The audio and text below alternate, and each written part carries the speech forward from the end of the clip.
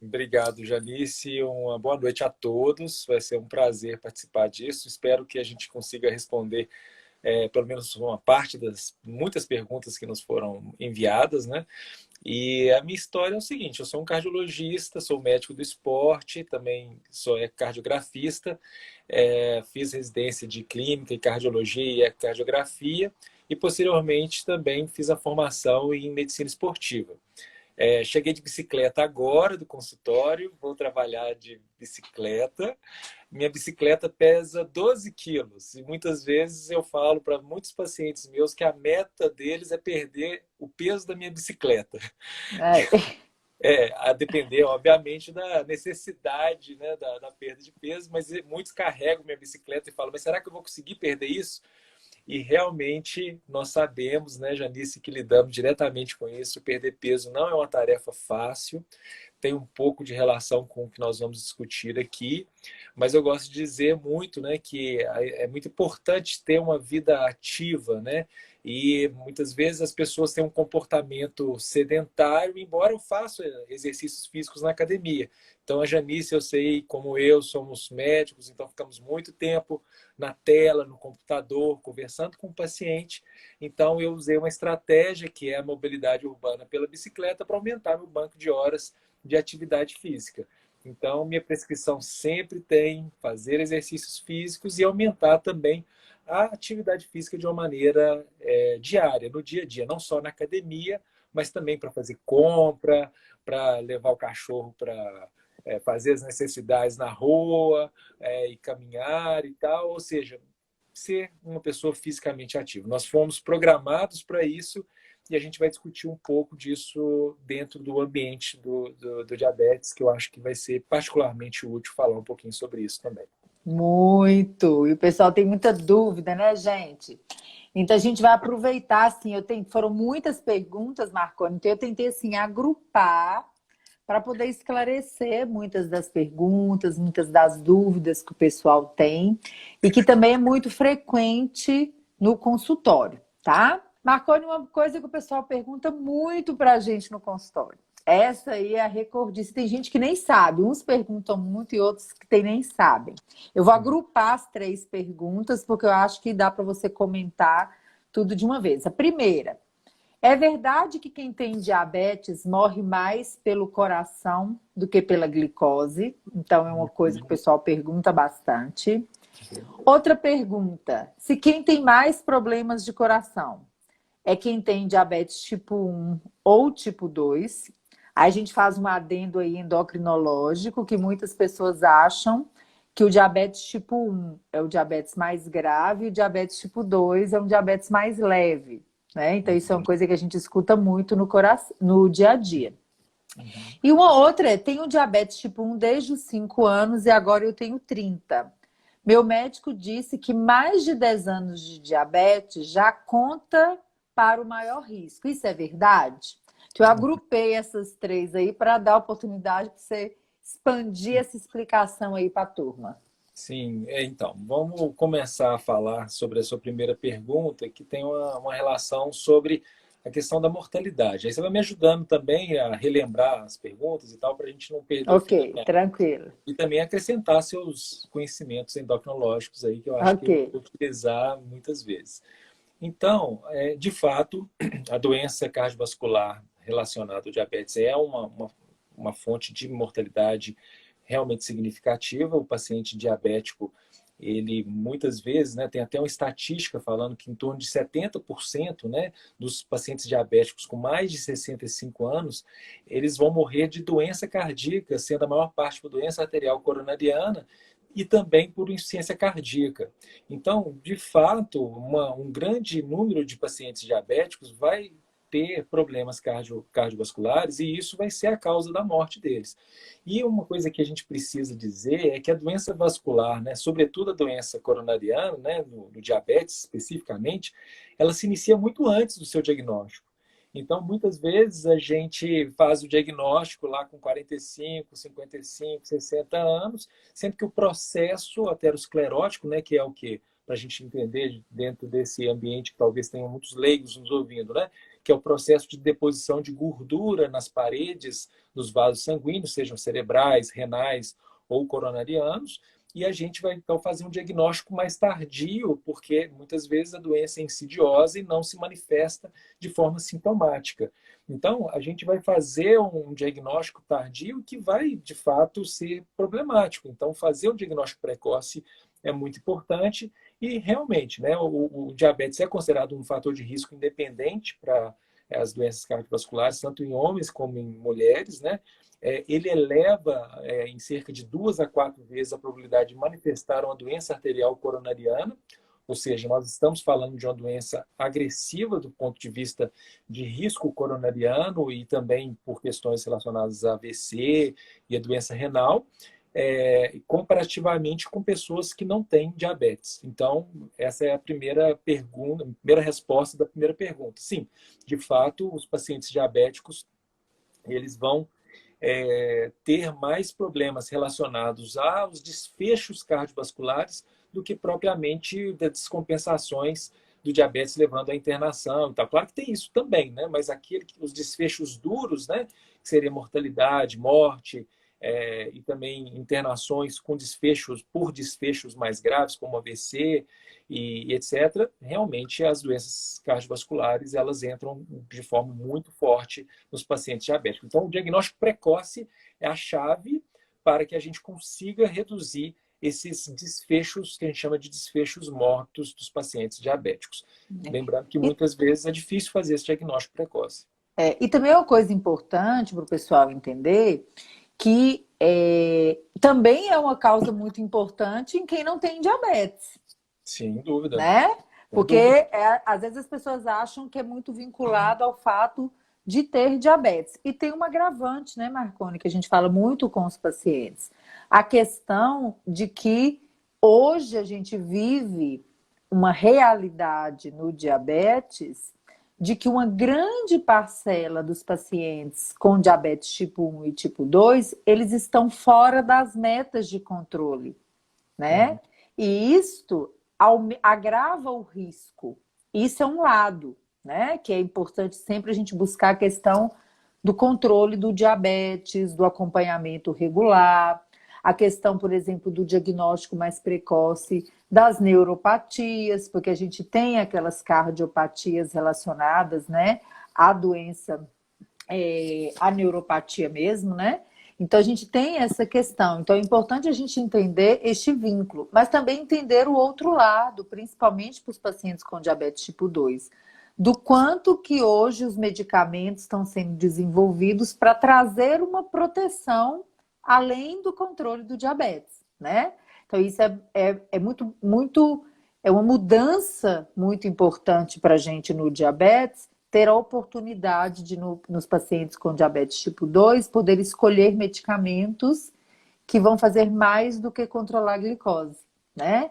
Então, gente, fica essa mensagem aí, né? Acho que para a gente resumir essa primeira pergunta, de controle do diabetes, acompanhamento regular, né? Então, acho que isso é muito importante no dia a dia, né? E aí, passando para a segunda aí, acho que até essa aqui vale a pena você puxar o gancho aí, a questão do tempo de diabetes, porque não se leva tanto em consideração no dia a dia a questão dos pacientes com diabetes tipo 1, com mais de 10 anos de diabetes, mas que tem mais de 40 anos. Então, às vezes o pessoal esquece muito, né? Não são tão contemplados nos estudos como os pacientes com diabetes tipo 2. E aí, uma das questões que você levantou na pergunta, né, qual que é mais grave, se é o diabetes tipo 1 ou o diabetes tipo 2, eu acho que o mais grave é o diabetes mal controlado, né? E muitas vezes a pessoa acha que está com diabetes tipo 2 e que está ótimo, né? Mantendo os níveis totalmente não dentro da faixa que a gente gostaria, e fala, ah, não, eu não uso insulina, então eu estou tranquilo. E não é bem assim, né, Janice? Eu acho que as pessoas... Exatamente. Então ela fica falsamente segura, né? Com a percepção de que o diabetes tipo 2 mal controlado, ele não vai ter tantos desfechos negativos quanto um diabetes tipo 1. Ah, não, ele toma insulina, então ele é mais grave. Não, muitas vezes a gente tem um paciente que usa insulina há muitos anos, né? E que esse grau de controle dele é tão bacana, tão bem feito, que a repercussão no endotélio, a repercussão, e às vezes o diagnóstico ele é agraciado com um diagnóstico mais precoce, né?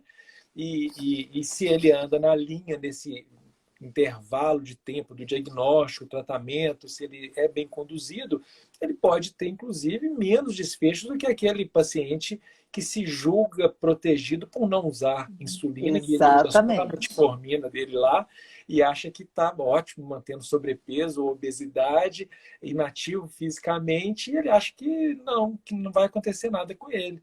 E às vezes a gente vê, né, muitas vezes no consultório, é justamente esse paciente que ele negligenciou as metas, né, os alvos do tratamento, que é uma das perguntas também que a gente vai tentar responder. Então, eu não sei o que você gostaria de acrescentar, assim, há um diabetes mais grave ou menos grave. Eu acho que existe o paciente mais grave, seja ele com diabetes tipo 1 ou com diabetes tipo 2, e isso depende muito desse arsenal farmacológico que agora a gente tem encontrado drogas que estão no universo da endocrinologia e da cardiologia, e hoje elas estão muito próximas de causarem benefícios tanto endocrinológicos como cardiológicos num grau que nós não tínhamos há 10 anos atrás. Então, Exatamente. provavelmente a gente vai conseguir reduzir a primeira parte da nossa pergunta, né? Falando do tanto que isso é problemático do ponto de vista de desfechos cardiovasculares. Será que essas novas drogas, que a gente pode até falar sobre elas aqui, elas vão de fato reduzir a hospitalização, reduzir morte, reduzir infarto, reduzir AVC? É possível que sim, e que seja uma coisa de classe que possa ser usada até em pacientes não diabéticos. Olha que coisa interessante, né? Exatamente. Existe algumas drogas da endocrinologia que vão ser adotadas pela cardiologia, nos pacientes, sobretudo com insuficiência cardíaca, e que estão demonstrando reduzir mortalidade e também hospitalizações. Então, poxa, super interessante, né? Exatamente. Então, eu acho que isso é uma coisa importante da gente levar em consideração, que nós estamos sendo atropelados por estudos a cada momento, né? E favoráveis para Sim. essa proteção. Então, acho que isso é uma coisa muito importante. Eles ainda, né, gente? Muitas pessoas até perguntam assim: e esses medicamentos que são para o tipo 2, eles estão liberados para os pacientes com diabetes tipo 1? Em bula, eles ainda não estão, por causa do risco de cetoacidose, né? Mas é claro que à medida que os protocolos, os estudos vierem, os protocolos forem estabelecidos, claro que tem chance disso vir para o tratamento como um todo, né? Principalmente quando os protocolos de proteção para a cetoacidose forem estabelecidos. Então, isso é bem importante no dia a dia. Por que, gente, que eu friso isso? Porque tem muita gente utilizando para outros motivos essas classes de medicamento, né? Até para perder peso, que não é um medicamento para perder peso, né? E parando em CTI, em cetoacidose com essas indicações. Então, é importante a gente lembrar bem disso aí, né? Então, acho que essa segunda aí está super respondida. E essa questão dos 10 anos de diabetes, Marcone, como é que é isso na cardiologia? Como que vocês consideram o risco, independente dessa divisão aí dos 40 anos, pelo tempo de diabetes hoje? Então, se eu for usar a nova diretriz, né, de prevenção de doença cardiovascular da Sociedade Brasileira de Cardiologia, né, ela acabou instituindo um score de risco, que é um score de risco diferente dos demais, que tem Framingham, tem Reynolds, tem vários scores de risco, né? E acabou que é um score de risco bem interessante, porque ela inclui também uma estimativa de eventos cardiovasculares em 10 anos, e que é o score global de risco, né? Inclusive tem uma ferramenta pela internet que você pode acessar e fazer esse cálculo. E os eventos que são contemplados, né, em termos de porcentagem de risco em 10 anos, são os eventos coronarianos, ou seja, cardíacos coronarianos, cerebrovasculares, a doença arterial periférica e a insuficiência cardíaca. E essa nova estratificação de risco pela Sociedade Brasileira de Cardiologia, ela acrescenta, além do risco baixo, do intermediário e do alto, o muito alto risco. Então, há uma diferença, né? E aí ela coloca, diferente do Framingham, que o paciente de baixo risco, e o diabético nunca vai estar em baixo risco, né? Você sabe disso, e Uhum. inclusive vai ter dificuldade de ficar, inclusive, no risco intermediário. Muitas vezes ele vai ser classificado no que a gente chama de alto risco ou muito alto risco. E o que acontece? Por essa nova classificação da SBC, né, que é o score global de risco, você tem que o baixo risco é aquele que tem menos de 5%, né, de chance de ter um evento em 10 anos. O risco intermediário entre 5% e 20% no sexo masculino e entre 5% e 10% no sexo feminino. Então, no masculino, 5% a 20%, diferente do Framingham, né? E no caso da mulher, em torno de 5% a 10%.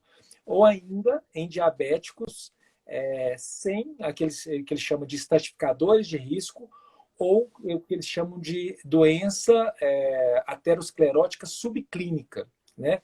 Então, só que muitas vezes, quando você vai considerar esses estratificadores de risco, ou então a doença aterosclerótica subclínica, para tentar classificar um paciente diabético com risco intermediário, você vai se deparar muitas vezes com um diabético que vai cair no alto risco, que é muito difícil ele não ter esses estratificadores de risco ou essas que eles chamam de doença aterosclerótica subclínica. Então, só para vocês saberem, né, o que seriam os estratificadores de risco, vou citar alguns só para ficar rápido.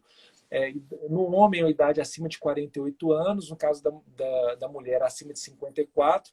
E aí entra a sua pergunta, que é o tempo de diagnóstico de diabetes maior do que 10 anos, entendeu? Aí, aquele paciente, né, que teoricamente a gente poderia classificar no risco intermediário, rapidamente, se ele já tem, né, alguma coisinha a mais, ele já cai no alto risco, que é justamente aquele paciente diabético tipo 1 ou tipo 2, com o LDL, que é o colesterol ruim, né, entre 70 a 189, e a presença desses estratificadores de risco ou doença aterosclerótica subclínica.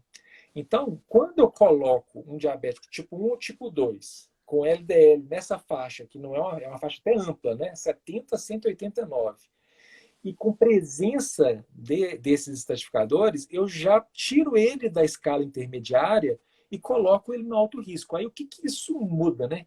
Qual que é a pegada? Muda um pouco a pegada, inclusive propedêutica, de como que a gente poderia avaliar do ponto de vista Uhum. propedêutico aquele diabético, ou seja, quais são os exames que eu vou pedir para que eu possa, de certa maneira, fazer aquilo que é um dos grandes mistérios do paciente de baixo risco diabético. De baixo risco não, mas de diagnóstico mais precoce. Como que eu vou prever a evolução negativa desse paciente do ponto de vista de eventos? O que faz dele um paciente que vai se tornando cada vez mais grave, né? Então, quando eu tenho esse paciente, então, diabético de risco intermediário, eu tenho na maior parte das vezes, um grupo muito pequeno, né? Porque aí, respondendo a sua pergunta, se ele tem mais de 10 anos de diagnóstico por esses critérios, né? Aí ele já vai entrar no grupo de alto risco.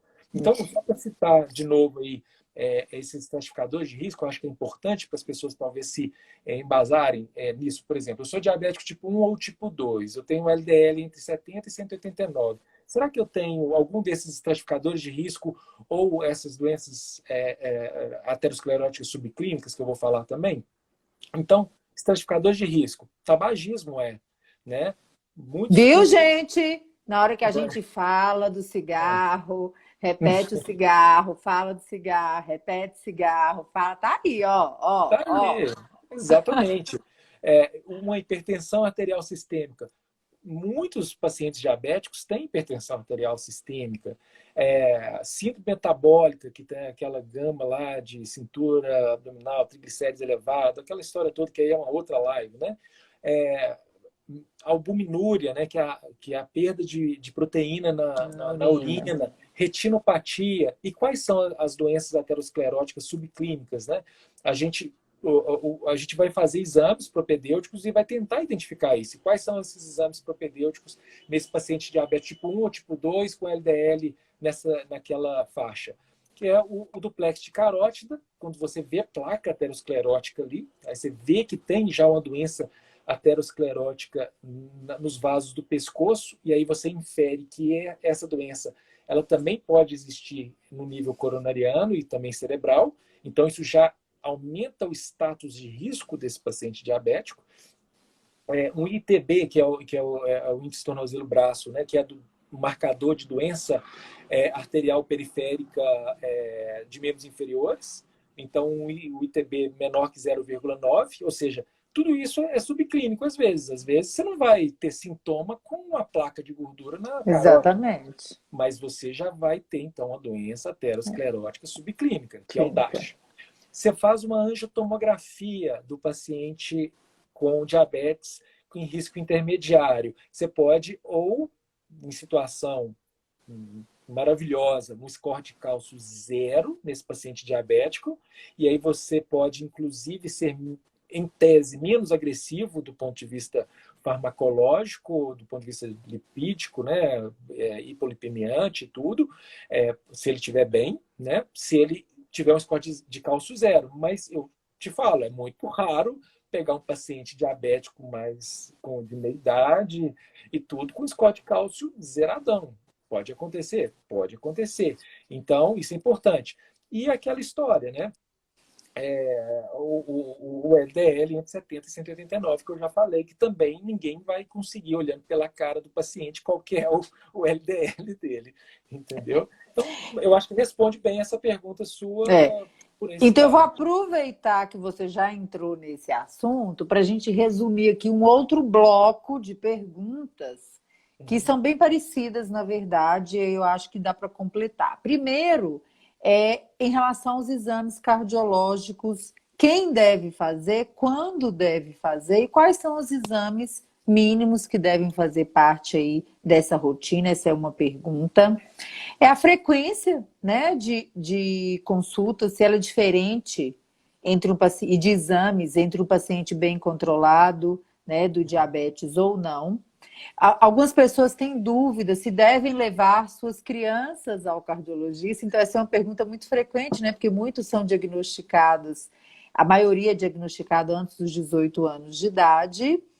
E é isso. E a outra, assim, meu filho foi diagnosticado com diabetes há 6 meses. Como saber se o diabetes está comprometendo a parte cardiológica? Então, acho que é um bloco de perguntas aí que dá para você responder aí em bloco. Sobre os exames, sobre acompanhamento. Essas perguntas são muito importantes, sabe, Janice, pelo seguinte, no passado as pessoas exageravam até em termos de exames propedêuticos para tentar achar uma doença aterosclerótica, eu estou falando como cardiologista, né, para tentar tratar esse paciente pensando que ele pudesse ter uma placa de gordura que precisa colocar um stent. Então, hoje, cada vez mais à luz da medicina baseada em evidências, se o paciente é assintomático, então isso é importante, diabético, assintomático do ponto de vista cardiovascular, precisa ser visto de uma maneira menos agressiva em termos de propedêutica cardiológica. Mas eu vou explicar isso melhor. Porque existe o assintomático, que é assintomático mesmo, e o assintomático, que muitas vezes ele está limitado por diversas questões, e ele não se torna sintomático porque ele não se coloca para fazer nenhum tipo de atividade, ele está muito inativo. Então, Nem sabe se é sintomático. nem sabe, porque ele fica numa situação muito confortável do ponto de vista da inatividade. Então, ele acaba perdendo saúde, perdendo anos de vida, embora isso seja um pouco sorrateiro. Eu falo assim, morreu de repente, ou não teve nada. Mas aí você vai estudar essa pessoa que morreu de repente, nunca teve nada. Estou falando do paciente diabético. Ele muitas vezes não fazia atividade física, ele estava obeso, ele não estava nas metas. Então, uma avaliação cardiológica é importante para estimular esse paciente a perder peso, ou da endocrinologia, a fazer atividade física, a fazer alguns exames, mas que precisam ser vistos de uma forma individualizada, certo? Então, se essa pessoa é uma pessoa assintomática, porque ela não faz nada, alto lá. Pode ser que ela tenha algum tipo de sintoma e nem ela mesmo saiba, né? Então, uma investigação, a anamnese, a importância de não se pedir exame, mas conversar com o paciente. Saber se ele está cansando para subir os 3 lances de escada da casa dele. Porque existe uma coisa muito importante, que existe dor no peito, que é um sintoma que muitas vezes o diabético também não vai ter, porque existe uma diferença de algumas manifestações cardiológicas no paciente diabético, mas existe uma coisa, Janice, que chama equivalente anginoso. O que é o equivalente anginoso? É um sintoma que equivale à dor. Ou seja, o paciente não Uhum. tem dor, mas ele fala assim: olha, eu fazia minha compra na esquina aqui de casa, que são 2 quarteirões, vamos dizer assim, quase na esquina, 2 quarteirões, e eu não me cansava igual estou me cansando hoje. Agora eu estou indo lá, antes eu podia carregar 4 sacolas, hoje eu carrego uma e chego meio que Cansado.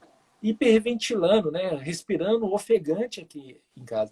Aí se pergunta: você teve dor? Ela: não, não tem dor, não. Aí falou assim: e esse cansaço? É esse cansaço que é o diferente da história.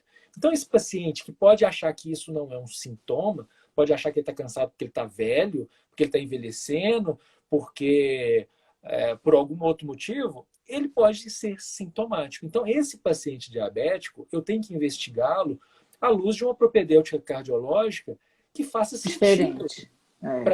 para que a gente possa tentar detectar se aquilo é um equivalente de angina, ou seja, um equivalente de dor. Ele não tem dor, porque por vários motivos o diabético pode ter uma sensação diferente, inclusive da sensibilidade de algumas questões dolorosas de percepção de dor. É possível que isso também tenha uma relação para ele não ter uma angina típica, né, que é uma dor torácica típica. Aí ele tem uma coisa que é um equivalente anginoso. Aí eu não vou investigar? Não, eu vou investigar.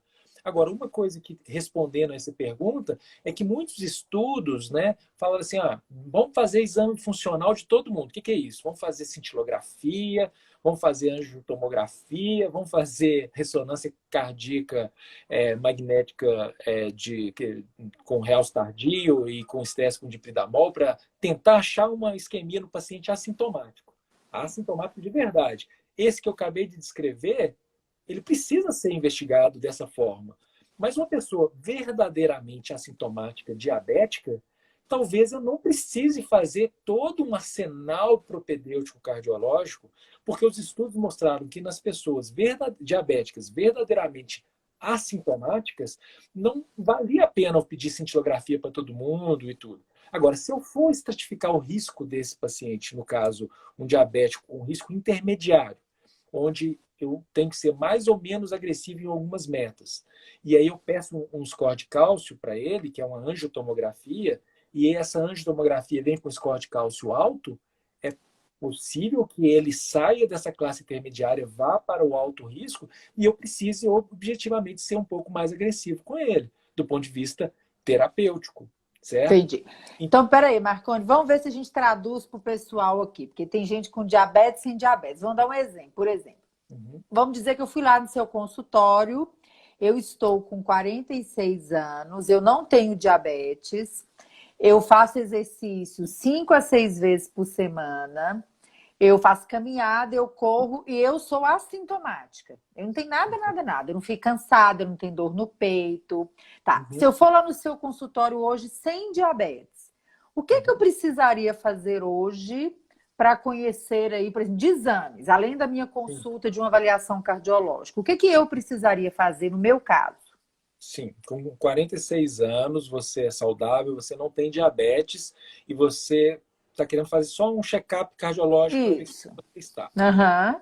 Suponhamos que você não tem nenhum objetivo atlético. Eu quero correr uma maratona, alguma coisa assim. Eu quero continuar minha vida. Continuar fazendo o que eu estou fazendo. Exatamente. Eu vou fazer basicamente um eletrocardiograma seu, o exame clínico, né, exame físico, uma história bem feita.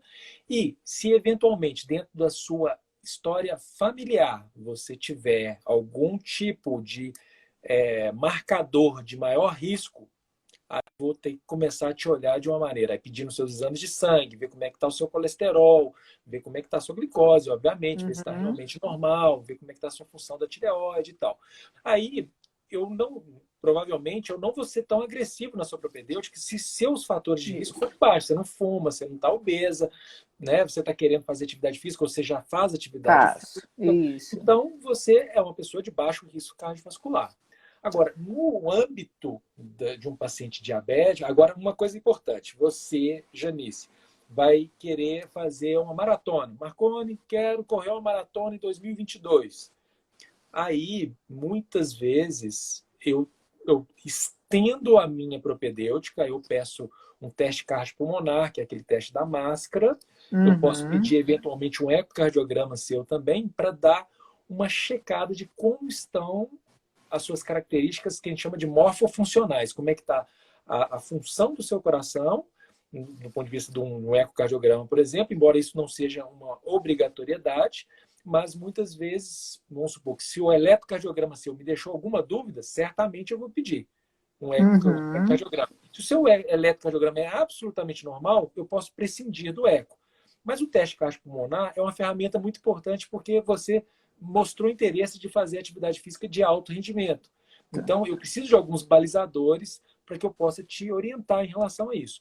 Agora, um paciente diabético, se ele for de E fato peraí, que eu vou dar outro exemplo. Aí vamos dizer que eu cheguei lá no seu consultório, euzinha mesmo, fazendo a mesma coisa que eu fazia, só que eu tenho diabetes. Bem controlado. Minha hemoglobina glicada está menor que 7. Eu não vou correr a maratona. Eu faço exercício 5, 6 vezes por semana. Meu peso está normal, minha glicada está normal. E eu vou lá no seu consultório. Além dos exames habituais, né? Para a gente manter a meta de LDL, que a gente vai falar um pouquinho das estatinas depois, o que eu precisaria fazer de imagem nesse caso? Se eu fosse, primeira coisa, eu usaria o programa de estratificação de risco da Sociedade Brasileira de Cardiologia. E Aí eu ele já vê. dancei, né? É, Aí eu já dancei talvez porque eu não. tenho 46, hein? É, Eu a dancei porque eu tenho chance, 46. a chance de já cair no intermediário para o alto risco. Talvez, se É, você é gente, 40 diabético. anos não é fácil não, viu, gente? É É, duro. É duro fazer 40 anos. então, suponhamos, caiu no alto risco, né? Assim, é o mais provável. Então, o que acontece é o seguinte: se você não tem nenhum objetivo atlético nem nada, está assintomática, provavelmente Assintomático. assintomática, eu vou, e de verdade, né? Não é aquele assintomático que não sabe que é sintomático, né? Tô fazendo exercício, não sinto nada, tô subindo Sim, escada, faço minha vida certo, normal sem normal. suspirar. Provavelmente, se você estiver fazendo atividade física em alguma academia, em algum tipo de organização de exercícios repetidos, eu pediria, aí é uma coisa interessante, e muitos médicos do esporte, cardiologistas fazem, o teste ergométrico não como estratificador de risco cardiovascular para a doença coronariana especificamente. Porque muitas pessoas fazem uma análise falando, eu vou pedir o teste ergométrico só para ver doença coronariana. Eu, como médico do esporte, como um cardiologista que tem uma relação muito direta com o exercício, eu tiro muito mais informações de um teste ergométrico convencional. Então, no seu caso, no paciente, né, de risco intermediário ou alto risco, diabética, eu pediria justamente para ver o comportamento da sua frequência cardíaca, pensando em desautonomia, pensando se tem algum quadro de disfunção autonômica. O que é isso? Para tentar traduzir, né? Ou Traduz aí, seja, um aumento inapropriado da frequência cardíaca, um aumento e uma redução inapropriada da pressão arterial frente ao esforço e na recuperação, porque muitas vezes as pessoas acham que o teste ergométrico só vai ver a parte onde a pessoa está fazendo exercício físico. Às vezes, quando a pessoa está no pico do esforço, o pós-esforço é mais importante que o pico do esforço. Ou seja, como que aquele paciente diabético, como você disse, teoricamente assintomático, ele se comporta diante de um estresse físico por meio de um teste de esforço, certo? Então, para você ver, provavelmente eu não estou procurando a doença coronariana nele assim a todo custo, porque ele se diz assintomático. Então, esse Uhum. teste ergométrico ele está sendo solicitado não para eu tentar curar uma coronariopatia nele, mas para eu tentar ver como que está a reação desse paciente diabético Ao exercício frente ao manual. exercício físico. Porque aí Entendi. eu vou conseguir falar assim, olha, você quer fazer o quê? Você está fazendo o quê? Ah, eu quero correr 5, 10 quilômetros e tal, ou quero fazer uma meia maratona. Tem vários pacientes diabéticos, tipo 1 e tipo 2, que são maratonistas, Tonistas. e alguns são ultramaratonistas. Então, o que ocorre? Eu preciso, de certa maneira, fazer uma estratificação funcional desse diabético. Então, isso é importante. Agora, se esse diabético assintomático tem um eletrocardiograma alterado, de repouso, certo? O ecocardiograma vai ser obrigatório. Eu vou ter que pedir um Sim. ecocardiograma para ele. Claro. Né? Uhum. Eu vou pedir, se o eletro de base já está anormal, o teste ergométrico que eu vou solicitar não é só para esse motivo que eu pedi para você que estava tudo normal. Eu vou pedir para ver se tem, de fato, alguma repercussão no eletrocardiograma de esforço, buscando talvez uma coronariopatia. E se esse paciente, na verdade, não for tão assintomático como ele diz, aí eu vou usar métodos perfusionais, eu vou usar cintilografia, eu vou usar ressonância cardíaca, ou vou usar a angiotomografia de coronária, que é um exame anatômico, mas que pode me dar o score de cálcio e pode me dar também uma predição se aquele paciente é de maior risco para a doença coronariana. E eu ser mais agressivo no ponto de metas relacionado à parte de colesterol, que nós vamos falar sobre isso também. Então, Entendi. é muito importante que se diga que o teste ergométrico, para em mãos de quem sabe ler o teste ergométrico como algo além da coronariopatia, além da doença coronariana, ele pode ser muito útil. Porque o paciente pode ter uma resposta inadequada da frequência cardíaca que ele desconhece. Ele pode ter uma resposta inadequada da pressão arterial que ele desconhece. Sim. Entendeu? Ele pode estar, Exatamente. tendo uma hipertensão sistólica, ou seja, um comportamento hipertensivo ou hiperreativo, que a gente fala, frente ao exercício físico, e a gente ser capaz de fazer até um diagnóstico de uma pressão arterial alterada frente ao exercício físico. Entendeu? Então, assim, é muito importante que se diga. Agora, se a gente for pensar, usando um pouquinho dos guidelines também, né, seja o europeu, seja o brasileiro, a respeito da pressão arterial, já que a gente falou de pressão arterial, não sei se vai caber em alguma das perguntas, é o lance da pressão-alvo para o paciente diabético. Né? Você vai querer uma pressão arterial sistólica, que é a mais elevada, para o pessoal entender, menor que 130 milímetros de Hg, né? 130, menor que 130, mas também não deixar excessivamente abaixo de 120, buscar uma pressão muito baixa no paciente diabético. Então, isso também caiu meio por terra, né? E no paciente com mais de 65 anos, a gente vai tolerar uma pressão arterial sistólica em torno de 130 e 139, até um pouco mais alta, certo? E buscar uma pressão arterial diastólica igual ou menor a 80 milímetros, mas não muito menor do que 70. Ou seja, não ser também tão agressivo em exigir uma pressão muito baixa do paciente diabético. Certo, você tem que manter uma pressão controlada, uma pressão normal, e você vai ter que perceber, né, se esse paciente está bem controlado ou não. Porque muitas vezes você sabe muito bem que você tem diabéticos e a maioria não está muito bem controlada. E o hipertenso é a mesma coisa, a maioria Então, também não está. então vou aproveitar para traduzir, porque depois, para não falar, que eu quero deixar de testemunho aqui.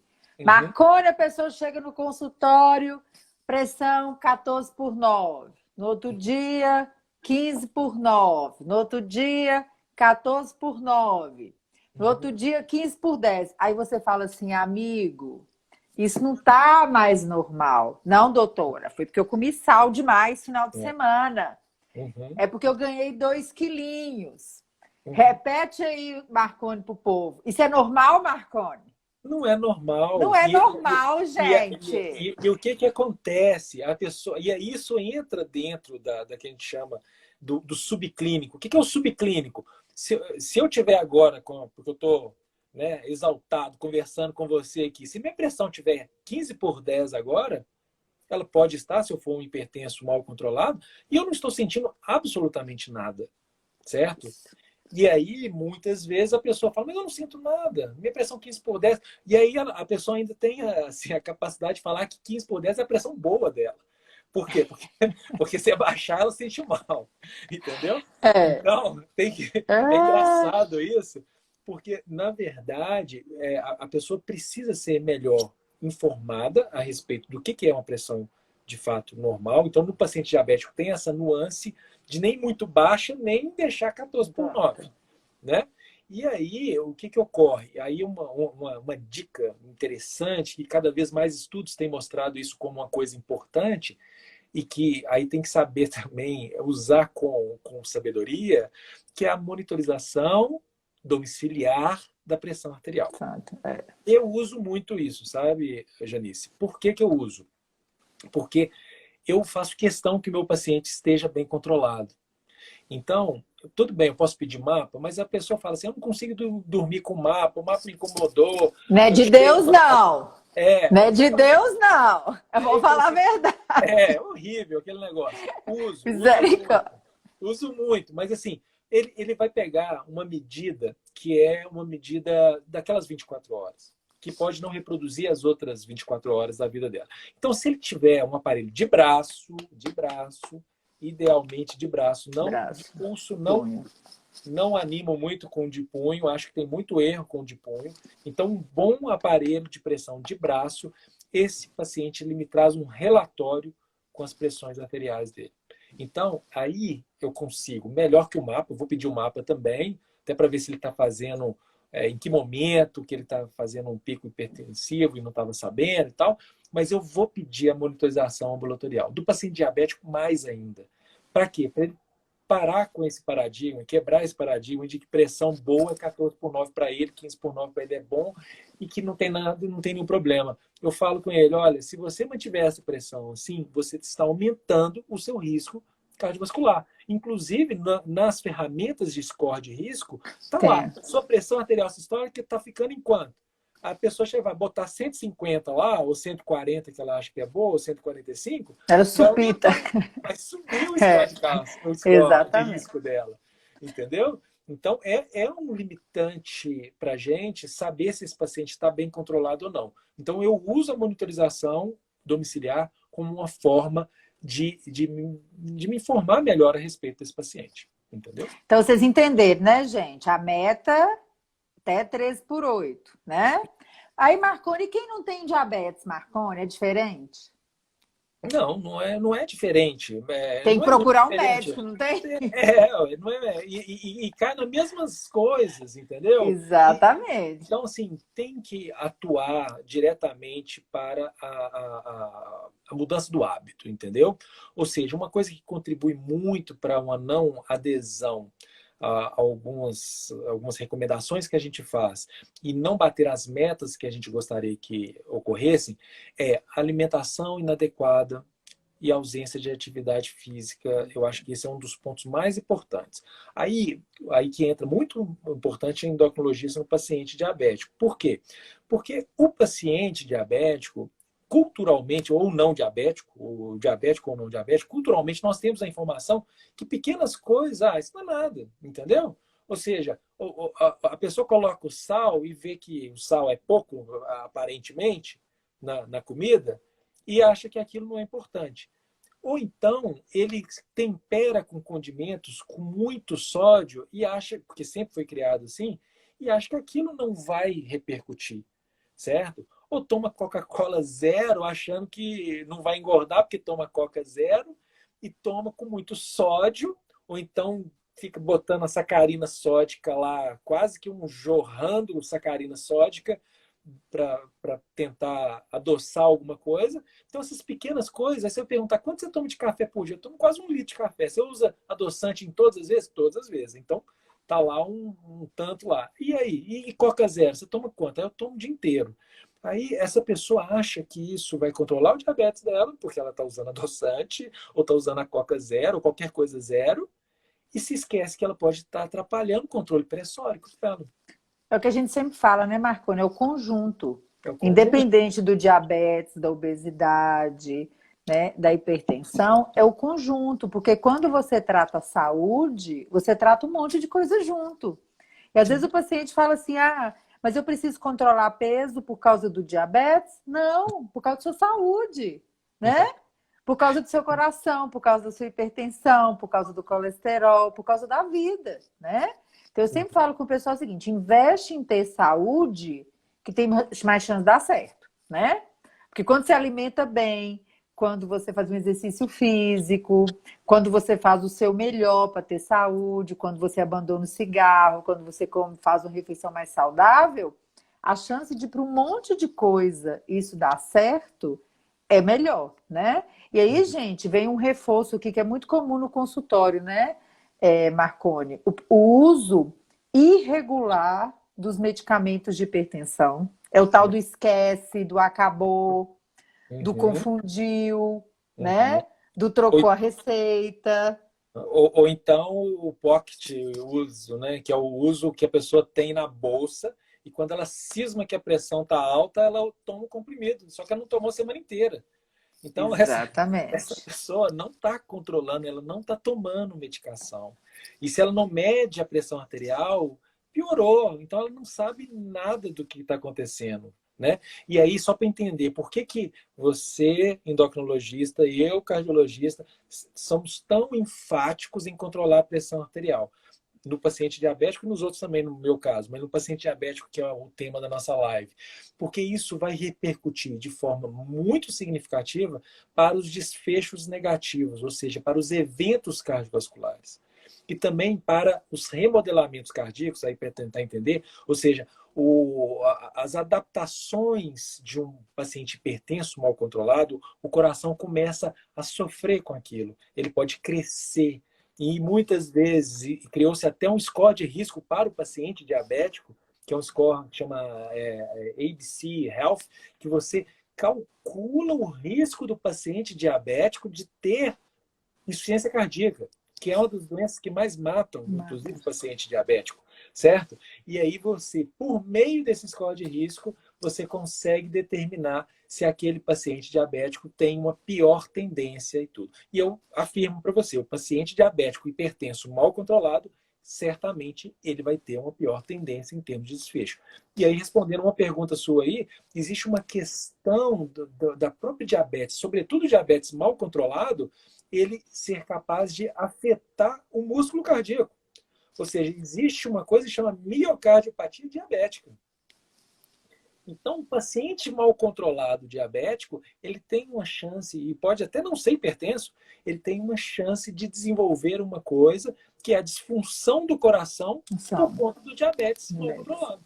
Olha aqui, olha a potência disso, né? Exatamente. E muitas pessoas, e é um diagnóstico que passa muito batido e que é muito pouco falado, Sem né? dúvida. E às vezes as pessoas focam muito em quê? Que isso é uma coisa muito preocupante. Foca muito no acometimento do rim, da Uhum. visão, na neuropatia periférica, né? E às vezes Esquece. esquece dessa Uhum. parte tão importante. Muitas vezes esquece do olhar para si, né? Não estou me sentindo bem, estou Uhum. cansado, tá diferente e você não procura um acompanhamento. Não, O e aí você vai pessoal, estudar uma coisa, Jane, só para deixar bem claro uhum, isso, a questão do diabetes mal controlado e do hipertenso também, é que você vai ter um dano que a gente chama da microcirculação do coração. Então, você vai fazer um cateterismo desse paciente diabético, às vezes você não vai encontrar doença aterosclerótica que você precise colocar um stent ou precise fazer uma revascularização, que é ponte safena, mamária e tudo. Por quê? Porque o dano é um dano na microcirculação, é um dano situação. também metabólico, nas trocas, né? Na cadeia Entre aspas, invisível. invisível. Invisível. Então, por isso que você deve falar sempre, hemoglobina abaixo de 7, hemoglobina glicada abaixo de 7, aí a pessoa chega lá com 9,5, 10, 11, 12 de hemoglobina glicada e fala assim, não estou sentindo nada, tô ótimo, tô ótimo. Aí você vai fazer isso e também tem os outros métodos, né, que estão sendo usados, né, até melhores do que a hemoglobina glicada, para quem está fazendo monitorização contínua, né, do diabetes, que é time to range ou Time range. time range e tal, ou seja, que mostra um pouco mais essa verdade do controle da glicemia e que no fringir dos ovos, o que isso repercute? Em menos evento coronariano, em menos evento cerebral, em menos doença renal. Só que isso a pessoa vai Exatamente. ver lá na frente. Por isso, quando ela está com 40 anos, eu acho que nada vai acontecer. E mantém a glicada de Exatamente. 9, de 10, de 11, continua inativo, sem fazer atividade física, e acha, não está acontecendo nada agora, não vai acontecer nada depois. Eu Vai. falo que a importância disso, né, Marconi, que a gente ter o conhecimento. Então, a importância que a gente tem que dar para o que que as pessoas acham que às vezes são pequenas coisas. A pressão sobe um pouco e fica com aquilo ali, às vezes, anos, né, Marconi? Uhum. Anos com aquele 14/9, com aquele 15/10, com aquele eventualmente 16/10, sem um acompanhamento, uso medicamento irregular e nunca que afere uma pressão que está normal. Aquela Exato. glicada que às vezes o pessoal vira e fala assim, ah, mas tá 7,4, tá maravilhosa. Maravilhosa para quem? Depende. Pode estar maravilhosa para um idoso de 85 anos. Mas para Uhum. um paciente de 40, você pode estar melhor, né? Então, às vezes, a gente fica numa zona de conforto com coisas que a gente poderia melhorar um pouco mais, né? Agora, uma coisa importante, que talvez vai ser um gancho legal, até porque a gente fala muito de exercício físico e tal, no controle da pressão e também do diabetes, né? Porque quem faz exercício físico também vai controlar melhor o seu diabetes. Então, não é só... tem outras Eu falo questões. que é uma bola de neve positiva, né? Total. Quanto mais você. Gente, esse treino é um treino, é uma coisa espetacular. Às vezes o pessoal fala comigo assim: como é que você consegue acordar 5 horas da manhã e 6 horas da manhã? 15 para 6 pode me procurar na praça aqui que eu já tô correndo. De lá eu vou para academia fazer musculação, né? Porque agora na pandemia eu tô correndo na praça. O pessoal fala assim, gente, é uma coisa tão viciante porque é uma bola de neve. Um dia que você faz isso, você tem menos fome, você tem mais energia. Eu não sinto sono depois do almoço. Naturalmente eu me alimento melhor. Eu ando até mais rápido. Então, assim, é viciante. No dia que você não vai, você já fica meio assim, down. Aí parece que você tá com mais fome. É o que a Parece que você gente tá fala. mais chata, né? Então é uma coisa tão viciante. É o que a gente fala do barato do exercício físico, né? O exercício físico, ele dá um barato que é o da endorfina, que é justamente do prazer, e muitas vezes isso é meio dose dependente. Ou seja, uma coisa importante, e o exercício tem relação com o controle do peso, tem relação também com essas questões voltadas para a pressão arterial, além dos benefícios de toda a ordem que o exercício pode dar, desde redução de câncer, redução do colesterol, redução da glicose e da pressão arterial. E o que eu estava querendo frisar muito com o que a gente falou de pressão arterial é que o exercício físico ele tem um efeito que a gente chama de hipotensor. Depois do exercício físico, você, Janice, se torna mais vasodilatado, ou seja, você se torna até com a pressão arterial mais baixa, e isso pode durar 24 horas, até 48 horas. Por isso que a gente pede para as pessoas fazerem pelo menos 3, 4 dias, né, por semana de exercício físico, porque elas estariam, em tese não, na prática, usando um remédio, só que não é um comprimido. Na verdade, é o exercício físico sendo um remédio e com pouquíssimos efeitos colaterais. Agora, é importante que se diga que existem pacientes diabéticos também com desautonomia, com algum grau de neuropatia diabética e tal, ou com retinopatia e outras questões, ou nefropatia, mas sobretudo retinopatia, que aí alguns tipos de exercícios precisam ser melhor orientados em relação a Orientados. isso. E Mas, de não uma só a forma, pressão, né, Marcone? Para o diabetes vale a mesma coisa. Quem faz exercício físico regular tende a usar menos medicamentos orais no diabetes tipo 2, uma dose de insulina menor do que quem não faz exercício físico, né? sem E às dúvida, vezes, exatamente, às vezes as pessoas desconsideram que o exercício físico, ele é tratamento. É como se você tivesse ali tomando, né, aquele remédio sem tomar o remédio, né? perfeitamente. Muitas vezes eu posso usar esses remédios numa dose mais baixa, o que é até economicamente mais interessante para o paciente, que vai gastar menos, sobretudo quando eu falo de remédios para o colesterol, por exemplo, né? Se eu for usar uma dose de rosuvastatina super alta ou de atorvastatina super alta, isso vai repercutir, inclusive, isso é uma coisa importante que se diga também, né?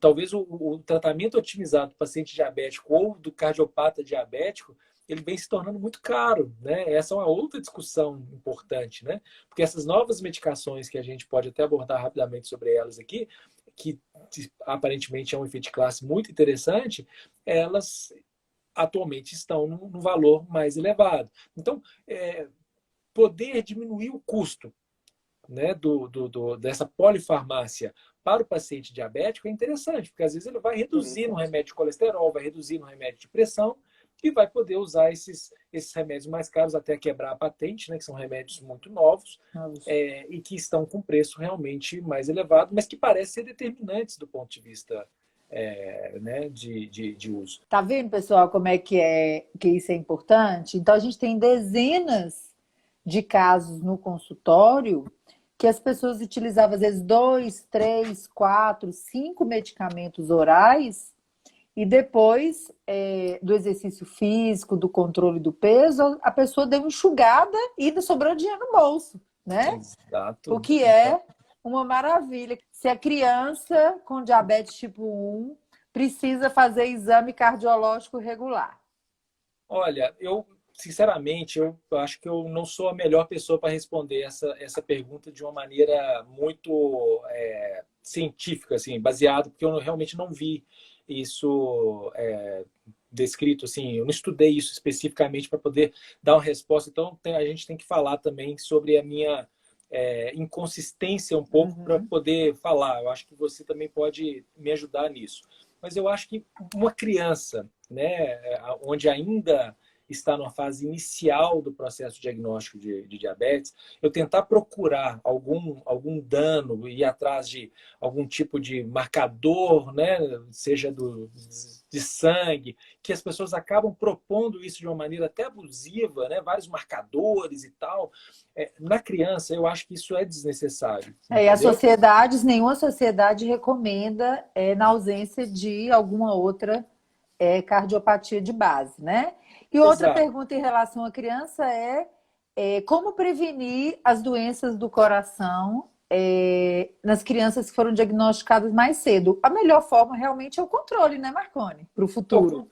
É o É o controle do diabetes. E é aquilo que a gente falou, né? Atividade física precoce também, ou seja, hoje o tempo de tela das crianças e dos adolescentes é muito grande. Então, o que acontece? Quando a gente faz o diagnóstico do diabetes, às vezes o processo da doença aterosclerótica já começou.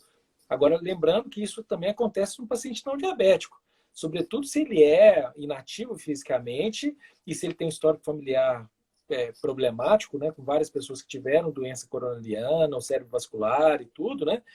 Essa pessoa inativa cronicamente, ou seja, que na infância não desenvolveu nenhum tipo de atividade física, de interação com o seu corpo, estava sempre dentro do carro para o colégio. No colégio é aquela pessoa que matava a aula de educação física, aí vai para a faculdade, continua sedentário, ou seja, do ponto de vista de tentar ajudar essas perguntas, eu acho que é estimular a ser fisicamente ativo. Por isso que eu acho que nós temos que desenvolver cidades também mais agradáveis para que os pais possam andar nas praças, irem ao trabalho a pé ou de bicicleta. Ou seja, existe um contexto do mundo contemporâneo que ele adoece as pessoas.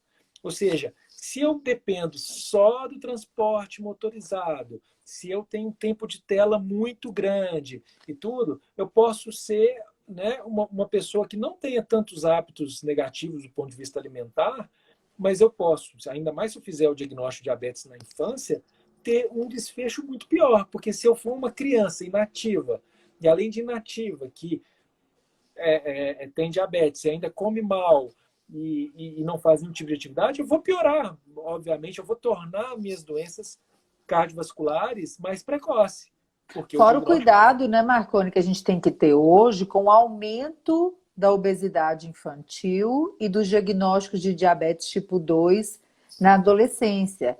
essas crianças que às vezes estão chegando para a gente no consultório super obesas serão os hipertensos de amanhã, serão os que infartaram, vão ter infarto e vão ter um AVC mais precoce, Não tem né? a menor dúvida disso. E aí, uma coisa que também está acontecendo muito, nos Estados Unidos mais ainda, é o sobrepeso e a obesidade de crianças e adolescentes, certo? E aí isso vai carregar a síndrome metabólica, né? Vai ser assim, e diabetes também entra na jogada.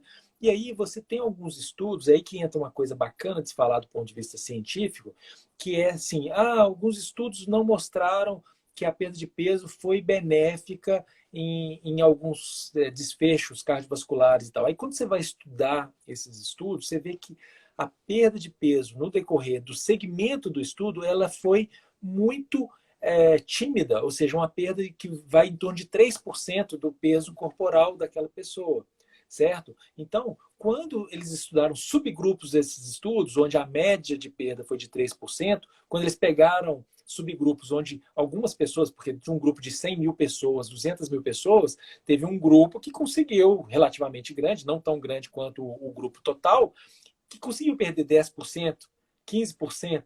Né? O peso da minha bicicleta, de quem acompanhou a live desde cedo, minha bicicleta pesa Cedo, 12 quilos. 12 quilos.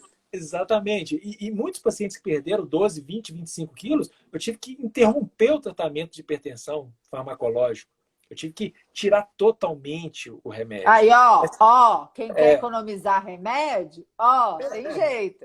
Faz sentido, não faz? Faz. É claro que no paciente diabético também tem a questão da proteção pela classe, né, do remédio. Então, mulher, Isso. canhombrar, mesmo que você tenha uma pressão controlada, você vai manter alguns remédios justamente Mas tem pela gente proteção. que chega, às vezes, utilizando 4, 5. Exato, é essa que é a questão. Ou seja, Mais você vai 4, manter 5 do diabetes. isso, Aí e você vai você juntando. Exato. E aí você vai manter aqueles que têm benefício de proteção renovascular, de proteção cardiovascular, e vai Aqueles que tirar não tem jeito de tirar, né? Isso, Mantém o que não isso. tem jeito de tirar, Exato, né? exatamente. E aí que entra a questão da perda de peso como um indicador que, quando eles estudaram esse subgrupo, que perdeu 10, 15% do peso corporal, aí eles tiveram redução de desfechos cardiovasculares, de AVC, de infarto. Ou seja, quando o grupo total não perdeu tanto peso assim, porque a média foi de 3%, aí você fala, perdeu peso, mas não perdeu tanto. Aí por isso que existem muitos estudos onde o ganho em termos de redução de mortalidade cardiovascular e por eventos cardiovasculares se dá muito na cirurgia bariátrica. Ou seja, pós-cirurgia bariátrica, onde a pessoa vai perder 25%, 30%, 40%, aí você vê a melhora do desfecho cardiovascular. Mas todo mundo vai fazer bariátrica? Nem todo mundo vai fazer bariátrica. Né? A maioria não vai fazer bariátrica. Tem indicações precisas para bariátrica. Exatamente. Então, falando do diabético mais geral, se ele conseguir perder peso de verdade, isso inclui atividade física, inclui uma reeducação alimentar, ele vai conseguir reduzir os eventos cardiovasculares dele. Só que Exatamente. precisa, de fato, dedicar. E aí que entra a sociedade adoecedora, né? Nós estamos numa sociedade que não viabiliza isso também de uma maneira tão adequada.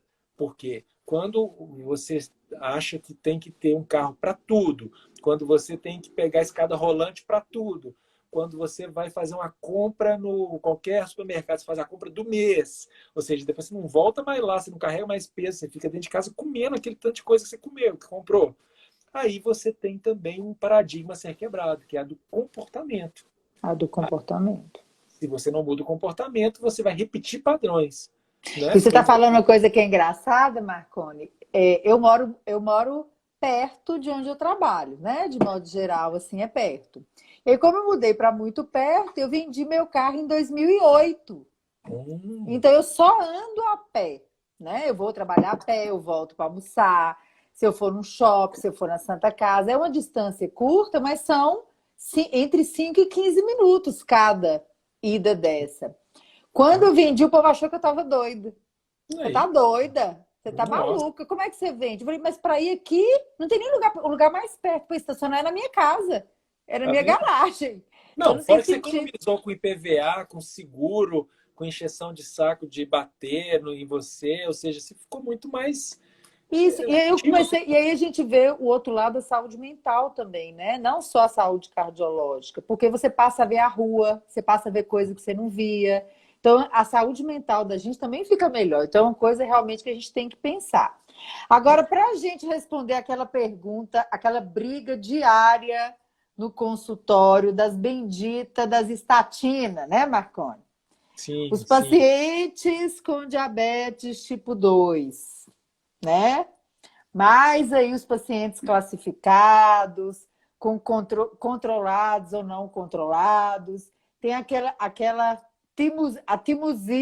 teimosia de não usar as estatinas, os remédios de colesterol. Então, eu vou Uhum. deixar a Marconi falar, gente, a questão do remédio de colesterol, né, Marconi? Porque quando o LDL melhora, o que a maioria do povo faz, Marconi? Começa a Para de ver vídeo, usar. para de usar e começa a ver vídeo no YouTube de pseudomedicina, de falsa ciência, falando que não pode usar estatina porque vai dar um tanto de problema e que isso é a indústria farmacêutica. E não é assim, não é assim. Exatamente. E Obviamente. aí, ó, uma coisa é parar de usar na hora que melhora. A Uhum. outra, gente, que a gente tem que falar muito abertamente, é que, infelizmente, tem colega que suspende a estatina das pessoas com diabetes que deveriam estar utilizando, a não ser que seja suspenso por uma contraindicação, né, Marcone? Às vezes a pessoa Perfeito. vai lá, custou para conseguir um LDL na meta, pacientes que já infartaram, que tiveram AVC, que precisam de um LDL super, hiper, mega, né, controlado, na hora que controla, agora você pode parar de usar. É. Isso é uma coisa. A outra é aquele povo que chega assim, ai, doutor, eu gosto mesmo de comer um torresminho. Você podia me passar um remedinho só para poder resolver meu problema? Com diabetes ou sem diabetes? Eu prefiro usar remédio do que ter uma alimentação saudável. Você já escutou isso, Marconi? Já demais, já Porque eu demais. escuto, até dentro da família eu escuto, ah, Janice, me passa, eu prefiro comer, já que é para ficar com colesterol bom, né? Isso é a segunda coisa. E a terceira que eles perguntaram, que é tudo estatina, é se crianças com colesterol relativamente elevado, se elas poderiam utilizar o remédio de colesterol. Então, eu vou deixar para vocês, sem ser hipercolesterolemia familiar. Eles querem saber de modo Entendi. geral. Então, olha, eu vou falar mais baseado na diretriz europeia, que também está mais também parecida com a diretriz brasileira, e fazendo aquela divisão, né, de pacientes diabéticos de risco moderado e alto risco ou muito alto risco, há uma distinção nessa história, que foi a primeira fase da nossa live, né? A nossa live tem duas partes, que É. é quando a gente fez a estratificação de risco, né, em risco baixo, intermediário, alto e muito alto. Então, se você encontrou um diabético que é difícil. Então, se eu tenho um paciente de risco moderado, diabético de risco moderado, em tese, eu deveria deixar esse LDL abaixo de 100. O de risco alto, abaixo de 70.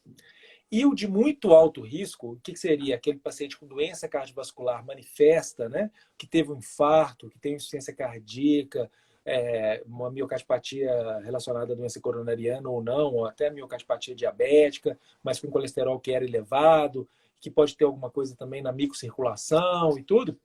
Então, os pacientes que têm algum tipo de risco maior, de muito alto risco, eu vou pegar esse LDL e vou botar abaixo de 50, certo?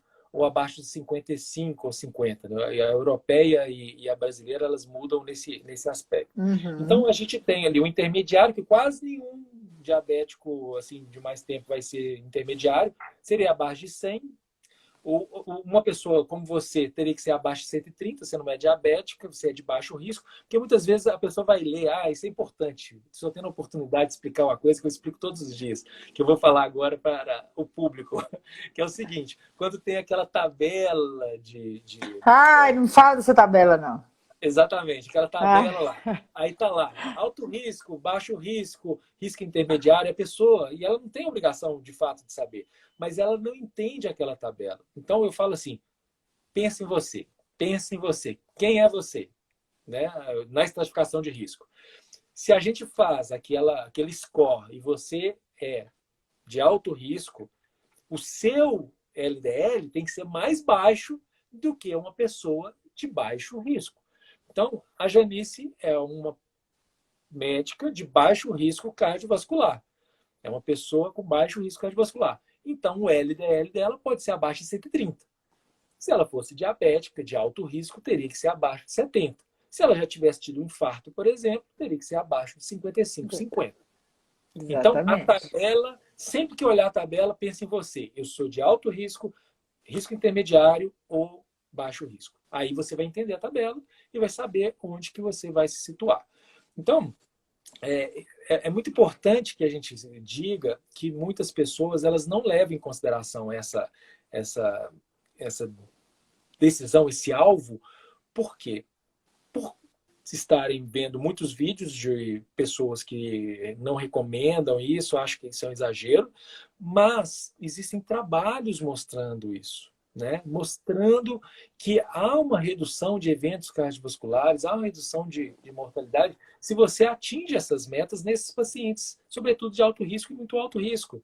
Então não tem por Exatamente. que eu chegar e falar assim, não, você já teve infarto, mas você faz atividade física, você é magro, eventualmente está até num nível legal de hemoglobina glicada e tudo. Então, eu vou ser permissivo com você. Vou deixar o seu LDL em torno de 150, 130, 120. Não vai ser uma decisão adequada. Vai ser uma decisão... Ô, Marconi, isso é tão sério que tem paciente que chega no consultório assim, numa consulta eu vou lá, sento-lhe uma rosuvastatina. Aí vai no outro colega que chega lá, o LDL, tá? 60, tira. Aí volta 6 meses depois do meu consultório. Eu tenho que chegar e falar assim, aqui, se você tirar isso de novo, você vai ficar sem médica. Porque se eu sonhar, eu não posso me responsabilizar por isso. Então, às vezes, a pessoa voltar no colega e falar com um colega que não está usando mesmo. Eu falei, mas você vai usar? Mas vai usar. Vai usar, porque eu vou descobrir se esse LDL subir. Né?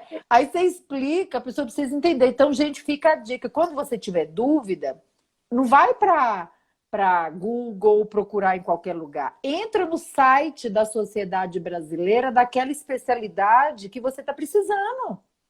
Então, se você está precisando descobrir uma coisa sobre reumatologia, vai para o site da Sociedade Brasileira de Reumatologia. Todas as sociedades têm uma área, né, que pode te explicar isso.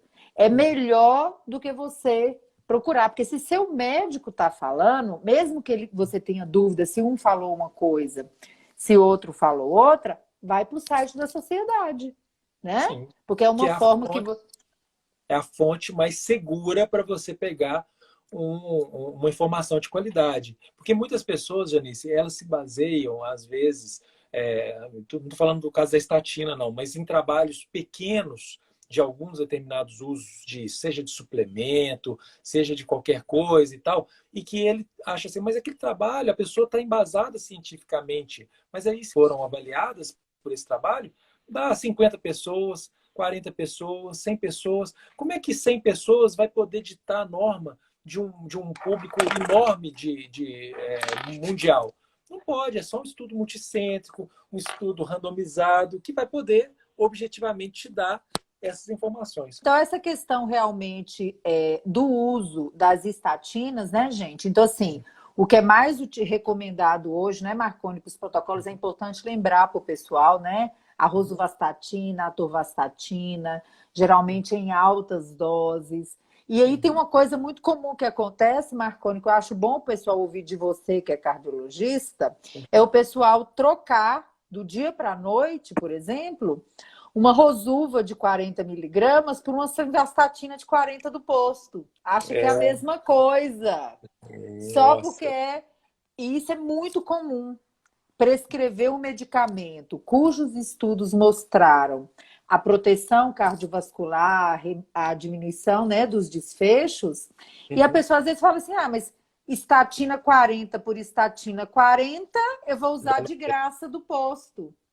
E às vezes fica parecendo que o médico troca por causa de laboratório, por causa disso, daquilo, que não quer usar. Só que a gente tem que lembrar que para a pessoa com diabetes, a potência, né, e o que os estudos mostraram é diferente.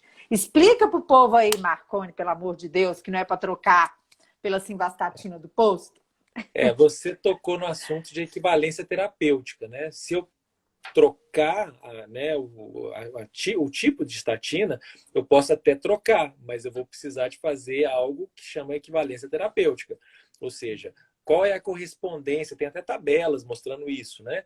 Ou seja, uma dose de 10 miligramas de rosuvastatina equivale a quantos miligramas de simvastatina ou de atorvastatina, ou seja, você pode até mudar, mas essa matemática 40 de um é igual a 40 de outro não pode ser realizada.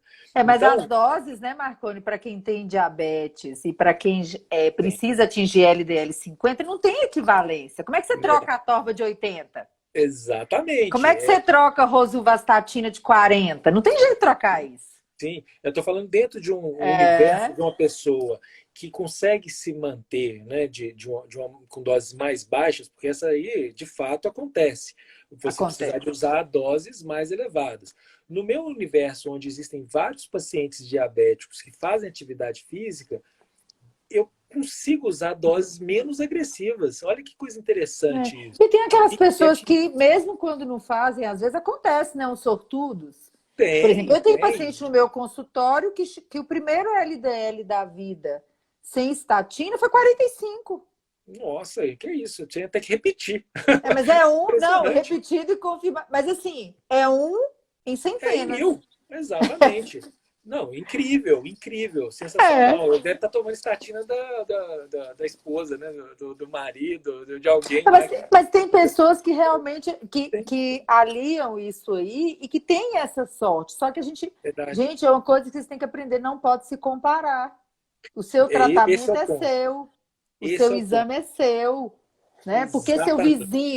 Porque seu vizinho usa simvastatina de 40 e tem Uhum. um LDL que ele diz que tá bom, porque às vezes não é o bom para ele, né? Sim, Você não sim. pode ali pegar a estatina dele e parar de usar seu remédio. Sem chance. E uma coisa importante que eu acho que a gente tem que frisar também no caso do uso das estatinas é uma coisa que a gente chama de prevenção primária e de prevenção secundária, né? Ou seja, o paciente diabético, ele pode não ter tido nenhum tipo de evento cardiovascular, pode não ter tido infarto, pode não ter tido AVC, só para deixar bem claro isso, viu, Janice? Pode não ter tido nenhum tipo de evento que você está perseguindo as metas. Aí você fala, mas doutor, por que você precisa me dar uma dose tão alta de estatina se eu nunca tive infarto, se eu nunca tive AVC, né? Eu li lá, sei lá o que e tal. Eu sou hipertenso e diabético bem controlado. Por que você tem que me dar uma dose de 40, 60, sei lá, de rosuvastatina e tal? Então, existe de fato uma questão importante que é a redução dos eventos vasculares na prevenção primária, ela existe na prevenção primária, e ela é significativa, sobretudo no grupo diabético, isso aí não tenha dúvida. No grupo não diabético existem várias questões que ainda precisam ser elucidadas, né? Mas aí existem, aí é uma outra live. E um negócio que chama prevenção secundária, onde os benefícios das metas são ainda maiores. Ou seja, se eu pego um paciente em prevenção secundária, ou seja, ele já teve infarto, ele já teve um AVC e eu estou perseguindo a meta com a dose elevada da estatina. Para não Então, ter, para né? não ter Para não outro, ter para não ter isso. outro evento. Então, essa pessoa se beneficia mais do que na prevenção primária, certo? Ou seja, e é muitas vezes aquela pessoa que também tem uma resistência de usar. Agora, uma coisa tem que ser dita também. Existem situações onde você tem que usar outras classes, né? Você tem que fazer uma espécie de né, peregrinação por outras estatinas, ou muitas vezes você não consegue atingir a meta só com a estatina, você vai ter que usar o ezetimibe, MIB. e aí você vai ter que, de fato, entrar nessa seara de ser multidrogas, mas o mais importante, persiga a meta, atinja a meta e informe, né, ao seu paciente que ele precisa atingir isso para reduzir os eventos cardiovasculares. E aquela outra coisa que a gente também falou, né, Marconi? Às vezes a pessoa não tem condições de bancar todas essas coisas. Isso acontece muito. né? E aí, às vezes eu até falo muito isso com os pacientes.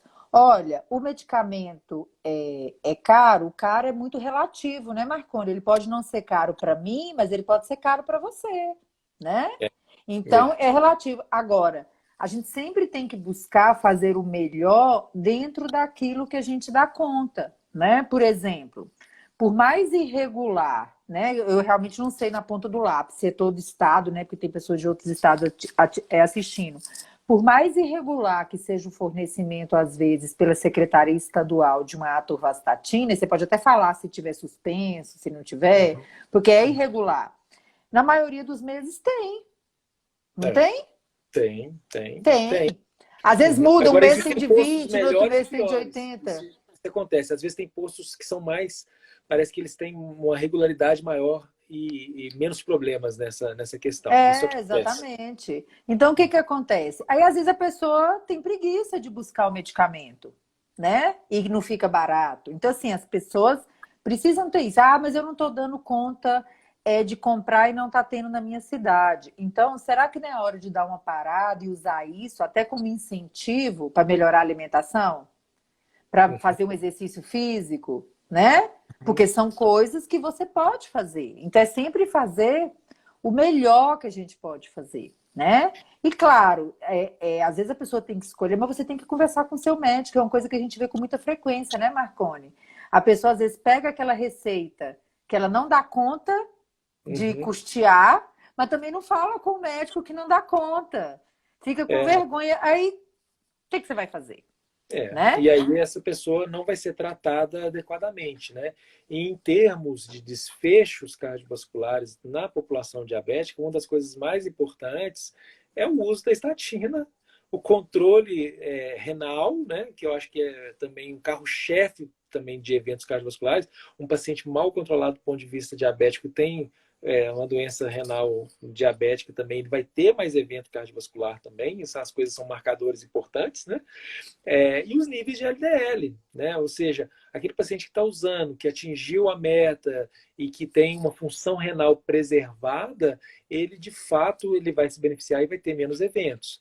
E aí entra, né, a questão das outras drogas, sobretudo nas drogas, as novas drogas, né, que estão sendo muito usadas no paciente com insuficiência cardíaca, Dica. que é uma fonte, né, de mortalidade muito grande no paciente diabético, né? Que é a nossa primeira pergunta, ou seja, o paciente diabético, ele morre do diabetes, da glicose alta ou morre do ponto de vista cardiológico? Ele morre do ponto de vista cardiovascular, né? Então, isso tem a ver com anos de um controle que muitas vezes ele não entendeu a importância de ser bem controlado. Aí essas novas drogas surgiram, porque aí está pegando também uma situação de maior gravidade, né? Ou seja, aquele paciente com insuficiência cardíaca, aquele paciente com fração de ejeção, ou seja, que o coração está batendo mais fraco e tudo. Por quê? Porque eles perceberam que essas novas drogas, elas acabam tendo um benefício de classe também, seja no diabético e às vezes estão estudando também até no não diabético. Vai virar uma dose, vai virar um remédio cardiológico, Lógico, um remédio que originalmente era um antidiabético. médico. Eu falo, tá vendo, gente? Eu falo, todo mundo, toda especialidade tem que agradecer o diabetes. Olha É, lá, começamos com remédio para diabetes, estamos tratando obesidade com eles. Começamos com remédio para diabetes, agora nós estamos tratando insuficiência cardíaca. Tem que sim. agradecer os estudos para diabetes. Não, Não, tô e aí brincando. entra uma questão da prevenção cardiovascular secundária, né, que já recomenda o uso, né, ou do análogo do GLP-1 ou do inibidor do SGLT2 para todos que já tiveram algum tipo de evento. Aí é uma situação, é claro, com a metformina de primeira linha e tal, mas usar esses dois vai acrescentar, de fato, um valor monetário, né, no custo, mas os trabalhos têm mostrado que eles têm uma repercussão positiva em termos cardiovasculares. Isso aí, eu estou falando da prevenção secundária em pacientes com múltiplos fatores de risco e tal. E no paciente com insuficiência cardíaca também tem notado, justamente por causa dessa glicosúria, você vai ter um efeito diurético dessas drogas também, né, de determinadas classes de drogas, e você vai até melhorar o controle da insuficiência cardíaca desses pacientes, com melhora de desfecho, menos hospitalização, menos mortalidade. Então, assim, isso é uma outra live, né? Que é uma É live outra live. dos novos remédios aí. Sem problema não, né, gente? Ele vai ficar devendo essa live aí pra gente. Oba! Volto Ó, com pessoal, prazer. então só para a gente poder deixar essa mensagem final, né, Marconi? A questão de ficar atento nos níveis de pressão, né? Ver essa questão aí dos níveis, acho que isso é importante. O uso da estatina, quando for prescrito, principalmente os pacientes com diabetes tipo 2, com mais de 40 anos, né? Pensar nas metas rigorosas, né? E eu acho que isso é muito importante, né? O pessoal está colocando aqui, ó, eu acho que é uma coisa que você já falou também, muita questão do GLP-1, do DPP-4, né? Você já falou. Então, pessoal, acho que de modo geral, eu acho que é isso, é deixar essa mensagem de ter sempre, a gente fala muito isso nas lives, Marconi, de focar nas metas. As pessoas têm que saber quais são suas metas de peso, de glicose, de colesterol, né? De circunferência abdominal, você tem que saber qual que é a minha meta. Tem que perguntar para o médico o que eu estou procurando. Eu costumo falar, Janice, até mostrando um pouquinho esse lado da importância da relação médico-paciente, que o melhor médico é o paciente bem informado. O melhor médico é o paciente bem informado. Perfeito. Entendeu? Por quê? Porque ele está com ele 24 horas por dia. Então, ele sabe onde ele transgrediu, onde ele está inventando uma determinada moda ali, onde que ele não está fazendo atividade física, onde que ele parou de tomar um remédio para pressão. E o paciente bem informado, ele acaba sendo mais aderente ao tratamento. Então, a busca de uma aderência ao tratamento envolve uma boa relação médico-paciente. Por quê? Porque o médico é capaz de traduzir a medicina, nós somos tradutores da medicina para o paciente. Perfeito. Né? Nós fazemos a tradução da ciência médica para o paciente. Por isso que alguém chega e fala assim, você não vai explicar isso para o meu paciente, não, que ele não vai entender. Ele vai entender tudo, Janice, desde que você explique de uma maneira que seja capaz de usar termos médicos para o paciente, que certamente ele não vai entender termos técnicos ou termos médicos, mas ele vai entender analogias, metáforas, exemplos, situações onde ele poderia ter agido diferente. Então, traduzir a medicina para ele é o ouro. Por quê? Porque ele é o melhor médico de si próprio. Entendeu? É isso aí. É a frase do ano. Ó. O melhor médico é o paciente bem informado. É isso aí, gente. A frase do ano. É isso aí. É o autogerenciamento, né, Marconi? O autogerenciamento da sua vida, do seu tratamento, né? Você saber se colocar, você saber o que dá certo para você, você se informar de forma adequada. Aquilo que eu sempre falo com os pacientes no consultório. Você não está satisfeito? Procura uma segunda opinião, busca informação, pergunta. Ah, mas eu não entendi o que o médico falou. Pergunta. Se ele não estiver te respondendo a contento, procura outra pessoa para te responder. Não é? Janice, a aderência é diretamente proporcional ao grau de informação que o paciente tem. Então, a gente falou dos nossos medicamentos antidiabéticos. E aí, ele vai custar X, é o que você falou, a questão do preço e a questão do valor. Se o paciente achar aquilo caro do ponto de vista monetário, mas valioso do ponto de vista de saúde, provavelmente ele vai se organizar para poder comprar algo que é valioso para ele. Agora, se ele receber poucas informações e ter a surpresa lá na drogaria, qualquer drogaria, que o remédio dele custa 400, 500 reais, sem nenhuma informação prévia, você acha que ele vai se tornar uma pessoa aderente, que ele vai gastar esse dinheiro todos os meses sem informação? Marconi, como a gente tem estudos mostrando, né, que muitos pacientes nem compram a primeira caixa do medicamento.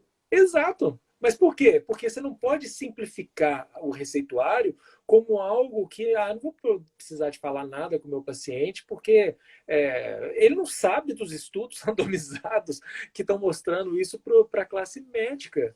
Ele precisa ser convencido disso de uma maneira científica e de uma maneira humana também. olha, eu preciso da sua ajuda para que eu possa reduzir alguns remédios, mas alguns talvez eu tenha que acrescentar, porque eles estão se mostrando muito valiosos para o controle de determinadas variáveis que podem impactar nos seus desfechos cardiovasculares. Aí, se você não gasta esse tempo com o paciente, ele não vai se sentir convencido, ele não vai querer fazer bem a ele mesmo, porque ele não vê aquilo como um bem, ele vê aquilo como Exatamente. mais uma conta a ser paga mensalmente. Exatamente. Ô, gente, vocês estão vendo que eu falei que ele é maravilhoso, né? Não era Hum. mentira. Isso aí tem conflito de interesses. Aí a gente podia ter começado a live dizer, há um conflito de interesses porque nós gostamos muito um do outro. Isso! Marconi, mas foi perfeito. Acho que agora a gente tem que acabar mesmo, né? Porque senão a nossa noite não acaba, né? Pessoal, eu vou deixar minha parte, depois eu vou deixar para a Marconi se despedir. Muito obrigada, vocês todos aqui até essa hora, né? Pessoal, foi um prazer enorme. Janice, foi um prazer enorme participar, né, da Educação em Diabetes, do Espaço Diabetes, da Educação em Diabetes. Você está de parabéns pelo trabalho maravilhoso que você exerce de uma maneira tão linda. Eu tenho muito orgulho de, na minha travessia, ter te encontrado e você ter sido minha colega, e mais do que colega, ser uma amiga muito querida, que isso é muito legal, né? O Guimarães Rosa fala que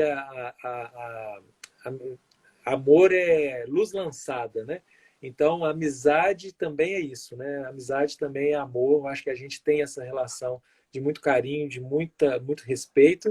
E eu queria deixar uma última frase para vocês, que é o seguinte: movimento é vida e vida pede movimento. Então, é muito importante usar qualquer coisa, qualquer atividade no dia a dia. Eu falo que quando eu vou varrer um chão qualquer, ir lá no sítio, eu uso aquilo ali pensando, isso está fazendo bem para mim. Isso não é um trabalho, assim, colocar problema numa coisa que é vida. Movimento é vida, vida pede movimento. Aê, muito bem! Boa noite, gente! Beijo, Marconi. Muito Beijo. obrigada. Fica com Deus todo mundo. Tchauzinho. Obrigado, Janice. Até a próxima. Beijo, Beijo. tchau. Tchau.